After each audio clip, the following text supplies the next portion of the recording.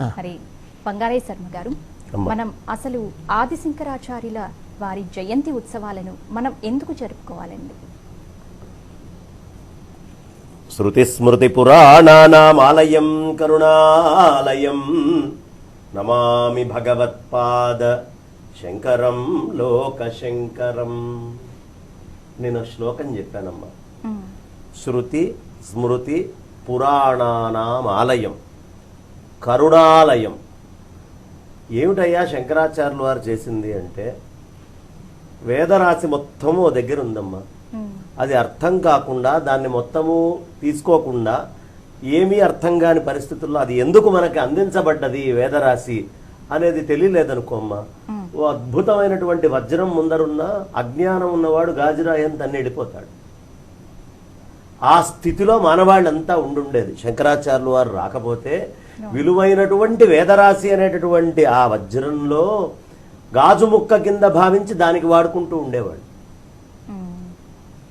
అలాగే అద్భుతమైనటువంటి స్మృతులు. ఇప్పుడు బ్రహ్మసూత్రాలు ఉన్నాయి. ఈ బ్రహ్మసూత్రం వ్యాసుల వారు ఒక చిన్న సూత్రం డెఫినేషన్గా ఇచ్చారు. ఇవాళ మనం మ్యాథమెటిక్స్ అన్ని చదువుకుంటున్నాం. ఓ ఫార్ములా ఉందనుకోమ్మా, దాన్ని మొత్తము స్టెప్ వైజ్గా తీసుకొని అంతా వర్ణించకపోతే ఎవరికి ఆ ఫార్ములా అర్థం కాదు. దాన్ని వివరించి చెప్పేవాళ్ళు కావాలి.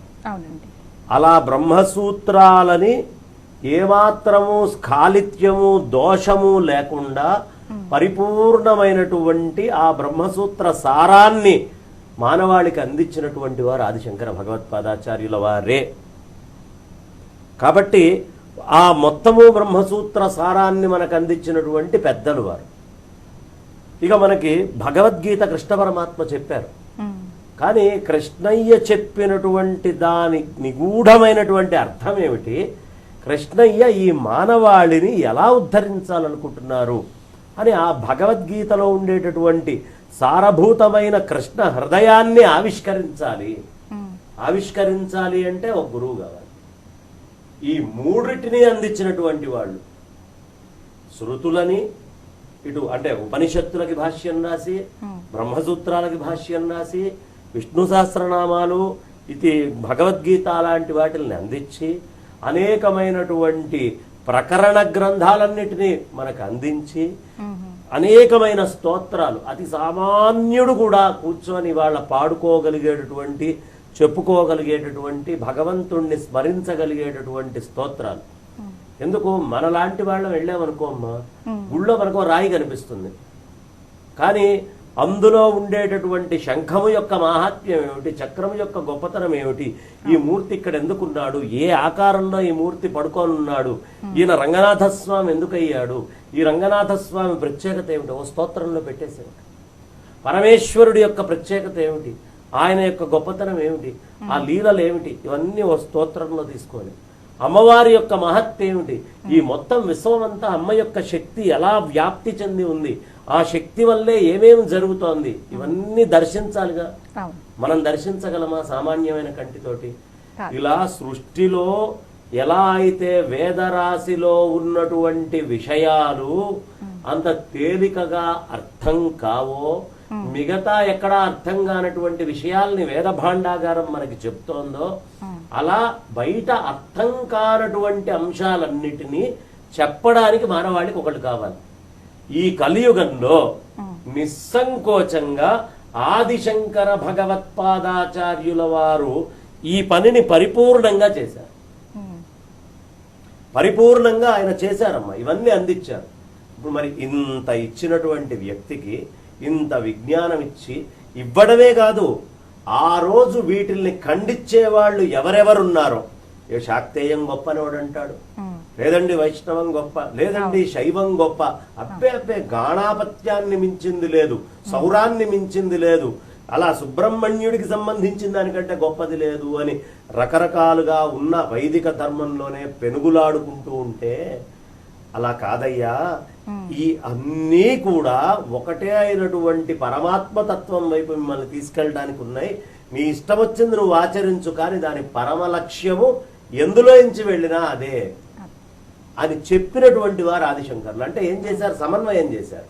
సమాజం విడివిడిగా కొట్లాడుకుంటూ ఉంటే నాది గొప్ప నాది గొప్ప నాది గొప్ప మనం అనుకుంటాంగా, మా అబ్బాయి గొప్పవాడండి, అబ్బాయి మా వాళ్ళు మా ఇంటిది మించిన వాళ్ళు లేరు అని మనం ఎలా అయితే లోపల రాగద్వేషాలు పెట్టి మాట్లాడుకుంటున్నామో, భగవంతుడి స్వరూపం కూడా రాగద్వేషాలతోటి ప్రపంచం చూస్తూ ఉంది. శంకరులు వచ్చేటప్పటికి మరి భగవంతుడి విషయంలో రాగద్వేషాలు ఏమిటి, ఆయన ఏ రాగద్వేషాలు లేకుండా అన్నిటికీ అతీతమై నిర్గుణ నిరాకార పరబ్రహ్మ సచ్చిదానంద ఘన చిదానందమై ఉంటే మీ రాగద్వేషాలు ఆయన మీద రుద్దుతారేమిటి, ఇది అక్కడ రుద్దకూడదు అని చెప్పి మానవాళి లోపల మొత్తము భగవంతుడి పట్ల భక్తి ప్రేమ మన కర్మాచరణ ఎలా ఉండాలి అన్నిటినీ దిద్దినటువంటి వారు. ఉపాసన ఎలా ఉండాలి, కర్మోపాసన ఎలా చేయాలి, బ్రహ్మోపాసన ఎలా చేయాలి అన్నిటినీ దిద్ది చూపించినటువంటి వారు శంకరులు. కాబట్టి ఆదిశంకరులు 32 ఏళ్లలో ఈ భూమి మీద వారొచ్చి అందించినటువంటి విషయాలు అనన్య సామాన్యం. సూర్యుడి కిరణాలు భూమి మీద పడతాయమ్మా, ఒక్క 2 నిమిషాలు కిరణాలు గనక మనం ఒడిసి పట్టుకోగలిగితే ఒక 2 ఏళ్లకి సరిపడా విద్యుత్ శక్తి అన్ని శక్తులు ఈ భూమికి అవసరమైనవన్నీ మనకి వెంటనే దొరుకుతాయి. ఆ ఒడిసి పట్టేటటువంటి జనరేటర్లు ఆ కెపాసిటీ ఉన్నటువంటి వస్తువులు మన దగ్గర లేవు కాబట్టి మనం ఏదో ఉన్నంతలో కొద్దిగా పట్టుకొని వాడుకుంటున్నాం. అలా ఏదో కొద్దిగా తీసుకొని వాడుకుండేటటువంటి మానవాళికి ఈ కలియుగాంతమైపోయి పూర్తిగా ఇదైనా ఏ కృతయుగంలో పుట్టినా ఎప్పుడు పుట్టినా అవసరమైనంత ఆ దివ్య జ్ఞాన భాండాగారాన్ని మొత్తాన్ని ఓ దగ్గర స్టోర్ చేసి ఇచ్చిన వారు ఆదిశంకర భగవత్పాదాచార్యులు. కాబట్టి ఆయన జయంతిని మనం చేసుకుంటాం. ఎందుకు చేసుకోవాలి అంటే ఇవాళ మనకి అనేక రాష్ట్రాలు ఉన్నాయి. మీరు ఏ రాష్ట్రం పేరైనా చెప్పండి, ఆ రాష్ట్రానికి వెళ్ళి ఆ రాష్ట్రంలో ఉన్న పండితులతోటి శంకరులు వాదించి అవైదిక మతాలని ఖండించి అక్కడ ఉండే క్షేత్రాలన్నిటినీ ఉద్ధరించి, అక్కడ నదులని ఉద్ధరించి, అక్కడ ఉన్న పర్వతాలను ఉద్ధరించి, అక్కడ ఉండే వనాలని ఉద్ధరించి అన్ని రకాలుగా భగవత్ విభూతి ఈ భారతదేశంలో ఎలా వ్యాప్తి చెంది ఉంది అని సామాన్యుడికి శక్తితో కూడినటువంటి వైదికమైనటువంటి అన్ని క్షేత్రాలని పునరుద్ధరణ చేసి ఇది దీని గొప్పతనం ఇది దీని గొప్పతనం అని స్తోత్రాలు రాసి మర్చిపోకుండా ఉండేట్టుగా అంత సాహిత్యాన్ని అందించినటువంటి ఏకైక మూర్తి మనందరికీ ఇవాళ స్ఫూర్తి. అది దివ్యమైన ఆదిశంకర భగవత్పాదాచార్యుల వారి విభూతి. అది ఎప్పుడూ మర్చిపోకూడదు మనం. అందుకని శంకరులని మనం నిత్యము అనుష్ఠానం చేస్తూనే ఉండాలి. ఆయన్ని పట్టుకున్నవాడు ఈ సంసారం అనేటటువంటి మాయలో చిక్కుకోడు. ఆయన్ని వదిలిపెట్టినటువంటి వాడు ఈ సంసారం అనేటటువంటి మాయ నుంచి బయటపడడు. కాబట్టి అంత గొప్ప ఈ సంసార సాగరాన్ని దాటించడం కోసం వచ్చినటువంటి నావ ఆదిశంకర భగవత్ స్వరూపము. సాక్షాత్తు శంభోర్మూర్తిశ్చరతి భువనే శంకరాచార్య రూప. ఆ దక్షిణామూర్తే ఈ శంకరాచార్యుల వారుగా వచ్చి మన అజ్ఞానాన్ని పోగొట్టారు కాబట్టి, ఇంత విభూతి ఇచ్చారు కాబట్టి ఆయన్ని పూజించాలి. చాలా చక్కగా తెలియపరిచారు బంగారయ్య శర్మ గారు.